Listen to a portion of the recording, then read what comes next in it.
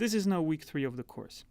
In weeks 1 and 2, we started learning about the Python interpreter, and we started learning about having interaction with the interpreter, passing one command at a time, and having the interpreter understand that command and act upon it. So this was extremely interactive, just one command at a time.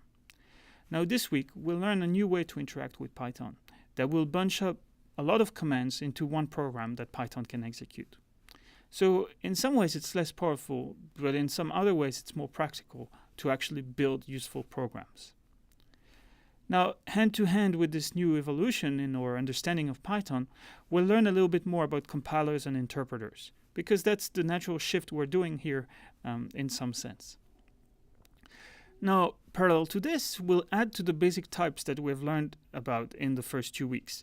So we'll also learn about container types, such as lists and tuples, and then naturally, we'll learn about loops. So I say naturally because it's very natural once you have complicated types to start iterating over those objects, and that's where loops come in. Now, this comes with another difficulty. We're learning about new types, we're learning about loops, we're learning to basically build more complicated programs.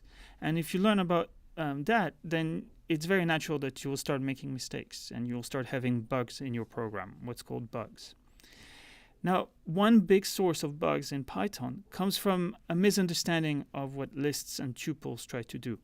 And to prevent this, we'll talk a little bit about name binding and mutability, which are two important notions, and two important notions to know so you can understand the difference between lists and tuples, and you can understand exactly what they are doing.